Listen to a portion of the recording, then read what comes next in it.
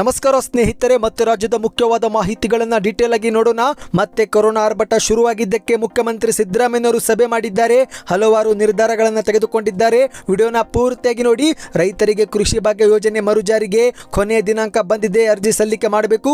ನೀವು ಕೂಡ ರೈತರಾಗಿದ್ದರೆ ವಿಡಿಯೋನ ಪೂರ್ತಿಯಾಗಿ ನೋಡಿ. ಹುಬ್ಬಳ್ಳಿಯಲ್ಲಿ ಲಸಿಕೆ ಎಫೆಕ್ಟ್ನಿಂದ 2 ವರ್ಷದ ಮಗು ಸಾವನ್ನಪ್ಪಿರೋ ಘಟನೆ ನಡೆದಿದೆ. ಎಲ್ಲ ಶಾಕಿಂಗ್ ಸುದ್ದಿಗಳನ್ನು ನೋಡೋಣ. ಇನ್ನು ಇಂದಿರಾ ಕ್ಯಾಂಟೀನ್ನಲ್ಲಿ ಊಟ ಮಾಡುವವರಿಗೆ ಮತ್ತೆ ಭರ್ಜರಿ ಗುಡ್ ನ್ಯೂಸ್ ಕೊಟ್ಟಿದೆ ರಾಜ್ಯ ಸರ್ಕಾರ. ಏನು ಎಂಬುದನ್ನು ನೋಡೋಣ. ಒಂದೆಡೆಯಲ್ಲಿ ದೇವೇಗೌಡ ಅವರ ಫ್ಯಾಮಿಲಿ ಪ್ರಧಾನಿ ಮೋದಿಗೆ ಭೇಟಿಯಾಗುತ್ತಿದ್ದಂತೆ ಮತ್ತೊಂದೆಡೆಯಲ್ಲಿ ಜೆಡಿಎಸ್ ವಿರುದ್ಧ ಕೋರ್ಟ್ ಮೆಟ್ಟಿಲೇರಿದ್ದಾರೆ ಸೇಮ್ ಇಬ್ರಾಹಿಂ ಅವರು. ಯಾಕೆ ಏನಾಯ್ತು ಎಂಬುದನ್ನು ನೋಡೋಣ. ಉಚಿತ ಬಸ್ ಪ್ರಯಾಣ ಯೋಜನೆ ಕುರಿತಂತೆ ಮಹಿಳೆಯರಿಂದ ಪ್ರತಿಭಟನೆ ಯಾಕೆ ಎಂಬುದನ್ನು ಕೂಡ ನೋಡೋಣ ಸ್ನೇಹಿತರೆ. ಎಲ್ಲ ಮಾಹಿತಿಗಳನ್ನು ನೋಡೋಕ್ಕಿಂತ ಮೊದಲು ನೀವು ಸುದ್ದಿನ ಯೂಟ್ಯೂಬ್ ಚಾನಲ್ಗೆ ಮೊದಲು ಬಾರಿ ಭೇಟಿ ಕೊಡ್ತಾ ಇದ್ರೆ ದಯವಿಟ್ಟು ಸಬ್ಸ್ಕ್ರೈಬ್ ಆಗಿ, ಪಕ್ಕದಲ್ಲಿ ಗಂಟೆ ಕಾಣಿಸುತ್ತೆ ಅದನ್ನು ಕೂಡ ಒತ್ತಿ. ಇದರಿಂದ ನಾವು ಹಾಕುವ ಮುಖ್ಯವಾದ ಮಾಹಿತಿಗಳು ನಿಮಗೆ ಸಿಗುತ್ತವೆ. ವಿಡಿಯೋಗೆ ಲೈಕ್ ಮಾಡಿ ಮತ್ತು ವಿಡಿಯೋನ ಪೂರ್ತಿ ನೋಡಿ.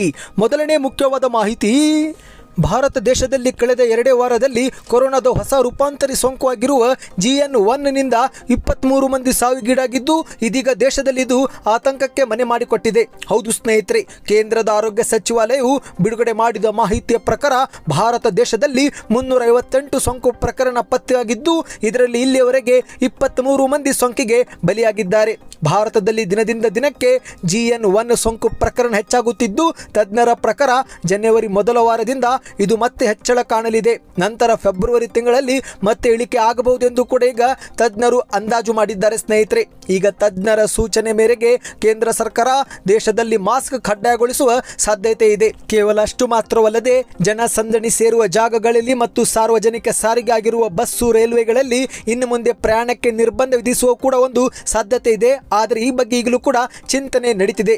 ಇನ್ನು ಇದು ಒಂದು ಕಡೆ ಆದರೆ, ಕರ್ನಾಟಕದಲ್ಲಿ ನಿನ್ನೆ ಮುಖ್ಯಮಂತ್ರಿ ಸಿದ್ದರಾಮಯ್ಯನವರು ಕೋವಿಡ್ ತಾಂತ್ರಿಕ ಸಲಹಾ ಸಮಿತಿಯೊಂದಿಗೆ ಸಭೆ ಮಾಡಿ ಮಹತ್ವದ ನಿರ್ಧಾರವನ್ನು ತೆಗೆದುಕೊಂಡಿದ್ದಾರೆ.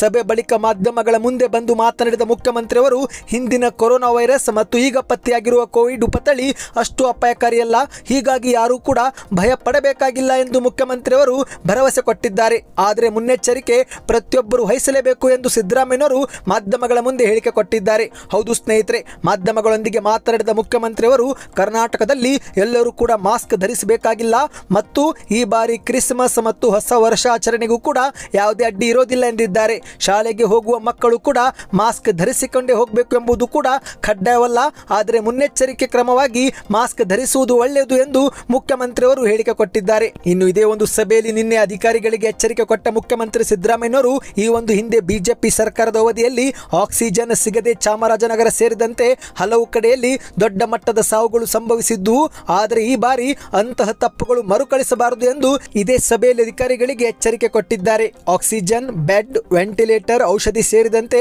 ಯಾವುದಕ್ಕೂ ಕೂಡ ಆಸ್ಪತ್ರೆಗಳಲ್ಲಿ ಕೊರತೆ ಆಗದಂತೆ ನೋಡಿಕೊಳ್ಳಿ ಎಂದು ಅಧಿಕಾರಿಗಳಿಗೆ ಹೇಳಿಕೆ ಕೊಟ್ಟಿದ್ದಾರೆ. ಇನ್ನು ಈಗ ಎರಡನೇ ಮುಖ್ಯವಾದ ಮಾಹಿತಿ, ರಾಜ್ಯದ ರೈತರಿಗೆ ಮುಖ್ಯಮಂತ್ರಿ ಸಿದ್ದರಾಮಯ್ಯನವರು ಭರ್ಜರಿ ಗುಡ್ ನ್ಯೂಸ್ ಕೊಟ್ಟಿದ್ದಾರೆ. ಕೃಷಿ ಭಾಗ್ಯ ಯೋಜನೆಯನ್ನ ಮರು ಜಾರಿಗೆ ಮಾಡುವಂತೆ ರಾಜ್ಯ ಸರ್ಕಾರ ಈಗ ನಿರ್ಧರಿಸಿದ್ದು, ಈ ಮೂಲಕ ರೈತರಿಗೆ ಮತ್ತಷ್ಟು ನೆರವಾಗಲು ರಾಜ್ಯ ಕಾಂಗ್ರೆಸ್ ಸರ್ಕಾರ ಮುಂದಾಗಿದೆ. ಹೌದು, ಮಳೆಯ ನೀರನ್ನ ವ್ಯರ್ಥ ಮಾಡದೆ ಆಯಾ ಸ್ಥಳದಲ್ಲಿನೇ ಕೃಷಿ ಹೊಂಡ ತೆಗೆದು ಜಲ ಸಂಗ್ರಹಿಸಿ ಆ ಒಂದು ಜಲದಿಂದ ಬೆಳೆಗಳಿಗೆ ಮತ್ತು ನೀರಾವರಿ ಒದಗಿಸುವ ಉದ್ದೇಶದಿಂದ ರಾಜ್ಯ ಕಾಂಗ್ರೆಸ್ ಸರ್ಕಾರ ಈಗ ಕೃಷಿ ಭಾಗ್ಯ ಯೋಜನೆಯನ್ನ ಮರು ಜಾರಿಗೆಗೊಳಿಸಿದೆ. ಚಿತ್ರದುರ್ಗ ಜಿಲ್ಲೆಯ 6 ತಾಲೂಕಿನ ರೈತರು ಈ ಒಂದು ಯೋಜನೆ ಲಾಭವನ್ನ ಮೊದಲ ಹಂತದಲ್ಲಿ ಪಡೆದುಕೊಳ್ಳಬಹುದು ಎಂದು ಹೇಳಲಾಗಿದೆ. ಹೌದು ಸ್ನೇಹಿತರೆ, ನೀವು ಕೂಡ ರೈತರಾಗಿದ್ದರೆ ಕೃಷಿ ಭಾಗ್ಯ ಯೋಜನೆಗೆ ಅರ್ಜಿ ಸಲ್ಲಿಕೆ ಮಾಡಿ ಸರ್ಕಾರದಿಂದ ಸಹಾಯಧನವನ್ನ ಪಡಿಬಹುದು. ಒಂದು ವೇಳೆ ಏನಾದರೂ ಕೃಷಿ ಹೊಂಡ ನಿರ್ಮಾಣಕ್ಕೂ ಕೂಡ ನೀವು ಇಲ್ಲಿ ಸಹಾಯಧನ ಪಡಿಬಹುದು. ನಿಮ್ಮ ಕೃಷಿ ಹೊಂಡ ಸುತ್ತಲೂ ಕೂಡ ತಂತಿ ಬೇಲಿ ನಿರ್ಮಾಣಕ್ಕೂ ಕೂಡ ನಿಮಗೆ ಇಲ್ಲಿ ಸಹಾಯಧನ ಸಿಗುತ್ತೆ. ಇದೇ ರೀತಿ ಪಾಲಿಥಿನ್ ಹೊದಿಕೆಗೂ ಕೂಡ ನಿಮಗೆ ಇಲ್ಲಿ ಸಹಾಯಧನ ಸಿಗುತ್ತೆ. ಇನ್ನು ಈ ಒಂದು ಯೋಜನೆ ಕುರಿತಂತೆ ನಾನು ಡೀಟೇಲ್ ಮಾಹಿತಿ ಇದೇ ಒಂದು ವಿಡಿಯೋ ಡಿಸ್ಕ್ರಿಪ್ಷನ್ ಬಾಕ್ಸ್ ನಲ್ಲಿ ಕೊಟ್ಟಿದ್ದೇನೆ ಸ್ನೇಹಿತರೆ. ಡಿಸೆಂಬರ್ 31 ಮೊದಲೇ ಅರ್ಜಿಯನ್ನು ಸಲ್ಲಿಕೆ ಮಾಡಬೇಕು. ಆಸಕ್ತಕರು ಚಿತ್ರದುರ್ಗ ನಗರದ ಜಂಟಿ ಕೃಷಿ ನಿರ್ದೇಶಕರ ಕಚೇರಿ, ತಾಲೂಕು ಮಟ್ಟದ ಕೃಷಿ ಸಹಾಯಕ ನಿರ್ದೇಶಕರ ಕಚೇರಿ ಅಥವಾ ಹತ್ತಿರದ ರೈತ ಸಂಪರ್ಕ ಕೇಂದ್ರಕ್ಕೂ ಕೂಡ ಭೇಟಿ ಕೊಡಬಹುದು ಎಂದು ಪ್ರಕಟಣೆಯಲ್ಲಿ ತಿಳಿಸಲಾಗಿದೆ. ಇನ್ನೀಗ ಮತ್ತೊಂದು ಮುಖ್ಯವಾದ ಮಾಹಿತಿ, ಹುಬ್ಬಳ್ಳಿಯಲ್ಲಿ ಲಸಿಕೆ ಎಫೆಕ್ಟ್ ನಿಂದ 2 ವರ್ಷದ ಮಗು ಸಾವನ್ನಪ್ಪಿರುವ ಘಟನೆ ನಡೆದಿದೆ. ಹೌದು ಸ್ನೇಹಿತರೆ, ಸಣ್ಣ ಮಕ್ಕಳಿಗೆ ಕೊಡುವ ಲಸಿಕೆಯಿಂದ 2 ವರ್ಷದ ಮಗು ಈಗ ಸಾವನ್ನಪ್ಪಿರುವ ಘಟನೆ ಹುಬ್ಬಳ್ಳಿಯಲ್ಲಿ ನಡೆದಿದ್ದು, ಹುಬ್ಬಳ್ಳಿಯ ಉಣಕಲ್ ನಿವಾಸಿಯಾದಂಥ 2 ವರ್ಷದ ಧ್ರುವ ಎನ್ನುವ ಮಗು ಈಗ ಸಾವನ್ನಪ್ಪಿದೆ. ಈಗ ಬಂದಿರುವ ಮಾಹಿತಿ ಪ್ರಕಾರ ಈ ಮಗು ತನ್ನ ಅಜ್ಜಿಯ ಮನೆಯಲ್ಲಿ ಇತ್ತಂತೆ.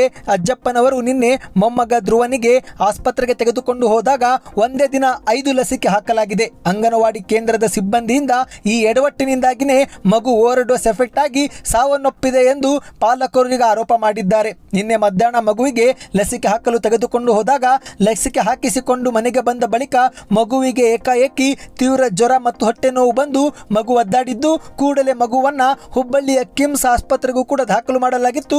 ಆದರೆ ಚಿಕಿತ್ಸೆ ಪಡೆಯುವ ಮುನ್ನವೇ ಮಗು ಸಾವನ್ನಪ್ಪಿದೆ.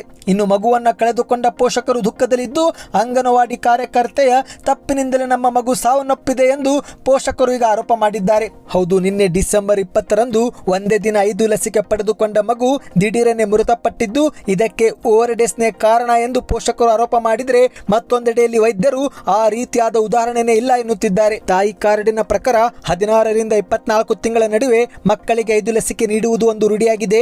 ಅದರಲ್ಲಿ 3 ಇಂಜೆಕ್ಷನ್ ಮೂಲಕ ಮತ್ತು 2 ಬಾಯಿ ಮೂಲಕ ನೀಡಲಾಗುತ್ತೆ. ಅದೇ ರೀತಿನೇ ಮಗುವಿಗೆ 2 ವರ್ಷ ತುಂಬುತ್ತಿರುವ ಹಿನ್ನೆಲೆಯಲ್ಲಿ ಅಂಗನವಾಡಿ ಸಿಬ್ಬಂದಿಯರು ಲಸಿಕೆ ಕೊಡಿಸುವಂತೆ ಸೂಚನೆ ಕೊಟ್ಟಿದ್ದಾರೆ. ಅದನ್ನು ಕೇಳಿದಂತ ಪೋಷಕರು ರೂಢಿಯಂತೆಯೇ 5 ಲಸಿಕೆ ಹಾಕಿಸಿಕೊಂಡಿದ್ದಾರೆ. ಆದರೆ ಏಕಾಏಕಿ ಮಗುವಿಗೆ ಜ್ವರ ಮತ್ತು ಹೊಟ್ಟೆ ನೋವು ಕಾಣಿಸಿಕೊಂಡು 2 ವರ್ಷದ ಧ್ರುವ ಎನ್ನುವ ಈಗ ಮಗು ಹುಬ್ಬಳ್ಳಿಯಲ್ಲಿ ಸಾವನ್ನಪ್ಪಿದೆ. ಇನ್ನೀಗ ಮತ್ತೊಂದು ಮುಖ್ಯವಾದ ಮಾಹಿತಿಗೆ ಹೋಗೋಣ. ಅದಕ್ಕಿಂತ ಮೊದಲು ನೀವು ನಮ್ಮ ಚಾನಲ್ಗೆ ಸಬ್ಸ್ಕ್ರೈಬ್ ಆಗಿಲ್ಲವೆಂದರೆ ದಯವಿಟ್ಟು ಸಬ್ಸ್ಕ್ರೈಬ್ ಬಟನ್ ಕ್ಲಿಕ್ ಮಾಡಿ. ಈಗ ರಾಜ್ಯದ ಬಡವರ ಹಸಿವು ನೀಗಿಸುವ ನಿಟ್ಟಿನಲ್ಲಿ ಕಾಂಗ್ರೆಸ್ ಸರ್ಕಾರ ಪ್ರಾರಂಭ ಮಾಡಿರುವ ಇಂದಿರಾ ಕ್ಯಾಂಟೀನ್ನಲ್ಲಿ ಇನ್ನಷ್ಟು ಶುಚಿ ಮತ್ತು ರುಚಿಯಾಗಿರುವ ಹೊಸ ಪದಾರ್ಥಗಳು ಮುಂದಿನ ದಿನಗಳಲ್ಲಿ ಲಭ್ಯವಾಗಲಿವೆ. ಹೌದು ಸ್ನೇಹಿತರೆ, ಕಡಿಮೆ ದರದಲ್ಲಿ ಗುಣಮಟ್ಟದ ರುಚಿಯಾದ ಊಟ ತಿಂಡಿ ಇನ್ನು ಮುಂದೆ ಇಂದಿರಾ ಕ್ಯಾಂಟೀನ್ನಲ್ಲಿ ಸಿಗಲಿದೆ. ಕೇವಲ 5 ರೂಪಾಯಿಗೆ ಬೆಳಗಿನ ಉಪಹಾರ ಮತ್ತು ಕೇವಲ 10 ರೂಪಾಯಿಗೆ ಮಧ್ಯಾಹ್ನ ಮತ್ತು ರಾತ್ರಿ ಊಟ ಗ್ರಾಹಕರಿಗೆ ಲಭ್ಯವಾಗಲಿದ್ದು ಈಗಾಗಲೇ ಮತ್ತೊಮ್ಮೆ ಬಾರಿ ಹೊಸ ಒಂದು ಆಹಾರದ ಮೆನು ಕೂಡ ಸರ್ಕಾರ ಸಿದ್ಧಪಡಿಸಿದೆ. ಈ ಒಂದು ಹೊಸ ಮೆನುವಿನ ಪ್ರಕಾರ ಉಪಹಾರವನ್ನ ಬೆಳಗ್ಗೆ 7ರಿಂದ 10 ಗಂಟೆವರೆಗೆ ಸಮಯ ನಿಗದಿ ಮಾಡಲಾಗಿದ್ದು ಈ ಸಮಯದಲ್ಲಿ idli sambar, veg pulao, khara bath, chowchow bath, Mangaluru buns, idli chutney, bisibele bath, pongal chutney, bread jam ಮತ್ತು ಬನ್ಸ್ ಕೇವಲ 5 ರೂಪಾಯಿಗೆ ಸಿಗಲಿದೆ. ಇನ್ನು ಮಧ್ಯಾಹ್ನದ ಊಟದ ಸಮಯವನ್ನ 1ರಿಂದ 3 ಗಂಟೆ ಮಾಡಲಾಗಿದ್ದು ಈ ಸಮಯದಲ್ಲಿ ಅನ್ನ ಮತ್ತು ತರಕಾರಿ ಸಾಂಬಾರು, ಅನ್ನ ಸಾಂಬಾರು ಜೊತೆಗೆ ರೈತ, ಮೊಸರನ್ನ, ರಾಗಿ ಮುದ್ದೆ, ಸೊಪ್ಪಿನ ಸಾರು, ಖೀರು, ಚಪಾತಿ ಸಿಗಲಿದೆ ಎಂದು ಹೇಳಲಾಗಿದೆ. ಇನ್ನು ರಾತ್ರಿ ಊಟವನ್ನ 7:30ರಿಂದ ರಾತ್ರಿ 9 ಗಂಟೆವರೆಗೆ ಸಮಯ ನಿಗದಿ ಮಾಡಲಾಗಿದ್ದು ಈ ಸಮಯದಲ್ಲಿ ಮತ್ತೊಮ್ಮೆ ಅನ್ನ, ತರಕಾರಿ ಸಾಂಬಾರು, ರಾಗಿ ಮುದ್ದೆ, ಸೊಪ್ಪಿನ ಸಾರು ಕೂಡ ಸಿಗಲಿದೆ ಎಂದು ಹೇಳಲಾಗಿದೆ. ಈ ಮೂಲಕ ಇನ್ನು ಮುಂದೆ ಕಡಿಮೆ ಹಣದಲ್ಲಿ ಇಂದಿರಾ ಕ್ಯಾಂಟೀನ್ನಲ್ಲಿ ಶುಚಿ ಮತ್ತು ರುಚಿಯಾದ ಊಟ ರಾಜ್ಯದ ಜನತೆಗೆ ಲಭ್ಯವಾಗಲಿದೆ. ನೀವು ಕೂಡ ಏನಾದರೂ ಒಮ್ಮೆ ಆದರೂ ಇಂದಿರಾ ಕ್ಯಾಂಟೀನ್ನಲ್ಲಿ ಊಟ ಮಾಡಿದ್ರೆ ಯಾವ ಊರು ಎಂಬುದನ್ನು ಕಮೆಂಟ್ ಮಾಡಿ. ಇದರಿಂದ ಒಂದು ಉತ್ತಮ ಫೀಡ್ಬ್ಯಾಕ್ ಸಿಗುತ್ತೆ. ಇನ್ನು ಈಗ ಮತ್ತೊಂದು ಶಾಕಿಂಗ್ ಸುದ್ದಿಗೆ ಹೋಗೋಣ. ಒಂದೆಡೆಯಲ್ಲಿ ದೇವೇಗೌಡ ಅವರ ಫ್ಯಾಮಿಲಿ ಮೋದಿಗೆ ಭೇಟಿಯಾದರೆ ಮತ್ತೊಂದೆಡೆಯಲ್ಲಿ ಜೆಡಿಎಸ್ ಪಕ್ಷದ ವಿರುದ್ಧ ಕೋರ್ಟ್ ಮೆಟ್ಟಿಲೇರಿದ್ದಾರೆ ಸಿಎಂ ಇಬ್ರಾಹಿಂ ಅವರು. ಹೌದು ಸ್ನೇಹಿತರೆ, ಲೋಕಸಭೆ ಚುನಾವಣೆ ಹಿನ್ನೆಲೆಯಲ್ಲಿ ಬಿಜೆಪಿ ಜೆಡಿಎಸ್ ಮೈತ್ರಿ ನಂತರ ಇದೇ ಮೊದಲ ಬಾರಿಗೆ ಪ್ರಧಾನಿ ನರೇಂದ್ರ ಮೋದಿ ಅವರನ್ನ ಮಾಜಿ ಪ್ರಧಾನಿ ದೇವೇಗೌಡ ಅವರ ಕುಟುಂಬ ಸಮೇತರಾಗಿ ಭೇಟಿ ಮಾಡಿದ್ದು, ಆದರೆ ಮತ್ತೊಂದೆಡೆಯಲ್ಲಿ ಇದೇ ಒಂದು ಬಿಜೆಪಿ ಜೆಡಿಎಸ್ ಮೈತ್ರಿ ಮಾಡಿಕೊಂಡಿರುವುದನ್ನು ಸಹಿಸದಿರುವ ಸಿಎಂ ಇಬ್ರಾಹಿಂ ಅವರು ತಮ್ಮನ್ನ ಏಕಾಏಕಿ ಜೆಡಿಎಸ್ನ ರಾಜ್ಯಾಧ್ಯಕ್ಷ ಸ್ಥಾನದಿಂದ ಕೆಳಗೆ ಏಕೆ ಇಳಿಸಿದರು ಎಂದು ಪ್ರಶ್ನೆ ಮಾಡಿ ನ್ಯಾಯಾಲಯದ ಮೆಟ್ಟಿಲು ಏರಿದ್ದಾರೆ. ಹೌದು, ಜೆಡಿಎಸ್ನ ವರಿಷ್ಠರು ಯಾವುದೇ ಮುನ್ಸೂಚನೆ ಕೊಡದೆ ನೇರವಾಗಿ ರಾಜ್ಯಾಧ್ಯಕ್ಷ ಸ್ಥಾನದಿಂದ ಕೆಳಗಿಳಿಸಿ ಆದೇಶವನ್ನು ಹೊರಡಿಸಿದ್ದು ಇದೇ ಒಂದು ಪ್ರಶ್ನೆ ಮಾಡಿ ಸಿವಿಲ್ ಕೋರ್ಟ್ನಲ್ಲಿ ಸಿವಿಲ್ ಮೊಕದ್ದಮೆಯನ್ನ ದಾಖಲು ಮಾಡಿದ್ದಾರೆ. ತಮ್ಮನ್ನು ಕಾನೂನು ಬಾಹಿರವಾಗಿ ನನಗೆ ಕೆಳಗಿಳಿಸಲಾಗಿದೆ ಎಂದು ಆರೋಪ ಮಾಡಿದ್ದಾರೆ. ಸದ್ಯಕ್ಕೆ ಇದು ಈಗ ನ್ಯಾಯಾಲಯಕ್ಕೆ ಅರ್ಜಿ ಮಾತ್ರ ಸಲ್ಲಿಕೆ ಆಗಿದ್ದು ವಿಚಾರಣೆಗೆ ಬರಬೇಕಾಗಿದೆ. ಈ ಬಗ್ಗೆ ವಕೀಲರಾದಂಥ ಶತಬೀಶ್ ಹಾಗೂ ಶಿವಣ್ಣ ಮೂಲಕ ನ್ಯಾಯಾಲಯಕ್ಕೆ ಅರ್ಜಿ ಸಲ್ಲಿಕೆ ಮಾಡಿದ್ದಾರೆ ಎಂಬ ಮಾಹಿತಿ ಲಭ್ಯವಾಗಿದೆ. ಇನ್ನು ಈಗ ಕೊನೆಯ ಮುಖ್ಯವಾದ ಮಾಹಿತಿ, ಸಾರಿಗೆ ಸಂಸ್ಥೆಯಲ್ಲಿ ಬಸ್ಗಳ ಕೊರತೆ ಇದ್ದು ತಕ್ಷಣವೇ ಬಸ್ಗಳ ಸಂಖ್ಯೆಯನ್ನ ಹೆಚ್ಚಿಗೆ ಮಾಡಬೇಕು ಎಂದು ಆಗ್ರಹಿಸಿ ಭಾರತೀಯ ಮಹಿಳಾ ಒಕ್ಕೂಟದ ಸದಸ್ಯರು ನಿನ್ನೆ ಬೆಂಗಳೂರಿನ ಸ್ವಾತಂತ್ರ್ಯ ಉದ್ಯಾನವನದಲ್ಲಿ ಪ್ರತಿಭಟನೆ ಮಾಡಿದ್ದಾರೆ. ಶಕ್ತಿ ಯೋಜನೆಯು ಪ್ರಯಾಣಿಕರಿಗೆ ತುಂಬಾ ಉಪಯುಕ್ತವಾಗಿದೆ. ಆದರೆ ಇಂದು 4 ಸಾರಿಗೆ ಸಂಸ್ಥೆ ನಿಗಮಗಳಲ್ಲಿ ಬಸ್ಗಳಲ್ಲಿ ಪ್ರಯಾಣಿಕರ ದಟ್ಟಣೆ ಹೆಚ್ಚಾಗಿದ್ದು ಹೆಜ್ಜೆ ಇಡಲು ಕೂಡ ಸಾಧ್ಯವಾಗುತ್ತಿಲ್ಲ. ಈಗಿರುವ ಬಸ್ ಸಂಖ್ಯೆ ಸಾಲುತ್ತಿಲ್ಲ. ಹಾಗಾಗಿ ಬಸ್ಗಳ ಸಂಖ್ಯೆ ಹೆಚ್ಚಿಗೆ ಮಾಡಬೇಕು ಎಂದು ಸರ್ಕಾರಕ್ಕೆ ಪ್ರತಿಭಟನೆ ಮಾಡುವುದರ ಮೂಲಕ ಆಗ್ರಹಿಸಿದ್ದಾರೆ. ಇಂದು ಬಸ್ಗಳ ಕೊರತೆಯಿಂದಾಗಿ ವಿದ್ಯಾರ್ಥಿಗಳು ಸರಿಯಾದ ಸಮಯಕ್ಕೆ ಶಾಲಾ ಕಾಲೇಜು ತಲುಪಲಾಗುತ್ತಿಲ್ಲ. ದಟ್ಟಣೆ ಅವಧಿಯಲ್ಲಿ ಬಸ್ಗಳು ಜನರಿಂದ ತುಂಬಿರುತ್ತವೆ. ಎಷ್ಟೋ ವಿದ್ಯಾರ್ಥಿಗಳಿಗೆ ಬಸ್ ಹತ್ತಲು ಆಗದೆ ತರಗತಿಗಳು ತಪ್ಪಿ ಹೋಗುತ್ತಿವೆ. ಇನ್ನು ವೃದ್ಧರು, ಮಹಿಳೆಯರು ಮತ್ತು ಮಕ್ಕಳಿಗೂ ಕೂಡ ಬಹಳ ಅನಾನುಕೂಲವಾಗುತ್ತಿದೆ. ದೂರದ ಪ್ರಯಾಣವಂತೂ ಬಲು ದುಸ್ತರವಾಗಿಬಿಟ್ಟಿದೆ. ಶಕ್ತಿ ಯೋಜನೆಯ ಪ್ರಯೋಜನವನ್ನ ಪಡೆಯಲು ಮಹಿಳೆಯರಿಗೆ ಈಗ ಕಷ್ಟವಾಗ್ತಿದೆ ಎಂದು ಮಹಿಳೆಯರು ತಮ್ಮ ಅಳಲನ್ನ ತೋಡಿಕೊಂಡಿದ್ದಾರೆ. ಕೂಡಲೇ ಸಾರಿಗೆ ನಿಗಮಗಳು ಪ್ರಯಾಣಿಕರಿಗೆ ನಾಗರಿಕರಿಗೆ ತಕ್ಕಂತೆ ಬಸ್ಗಳನ್ನು ಒದಗಿಸಬೇಕು. ಬಸ್ಗಳ ಸಂಖ್ಯೆಗೆ ತಕ್ಕಂತೆ ಸಿಬ್ಬಂದಿಯರನ್ನು ಕೂಡ ನೇಮಕ ಮಾಡಬೇಕು.